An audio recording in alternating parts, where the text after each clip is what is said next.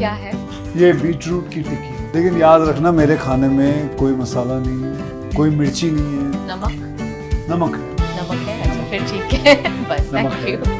You. You like this? बहुत अच्छा है। চলো অক্ষয় কুমারের এই বিটরুট টিক্কির রেসিপিটা দেখে নিই। প্রথমেই বয়েল করা বিট এবং আলু গ্রেট করে নিয়েছি। এরপর কুচনো পেঁয়াজ, গ্রেট করা পনির, 4-5 কোয়া ভেজে রাখা রসুন এবং কাঁচা লঙ্কাটা অপশনাল, তোমরা নাও দিতে পারো।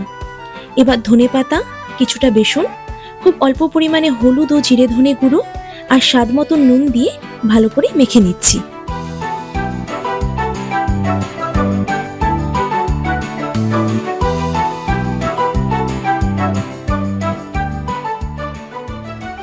সুবিধে মতো আমি এরকম শেপ করে নিলাম। এবার খুব সামান্য তেল দিয়ে টিকিগুলোকে ভেজে নিচ্ছি লো টু মিডিয়াম ফ্লেমে।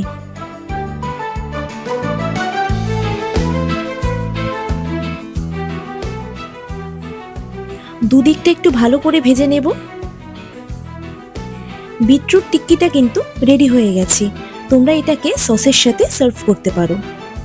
আর আরেকটা কথা, যারা ওয়েট লস করছো তাদের জন্য কিন্তু এটা বেস্ট অপশন।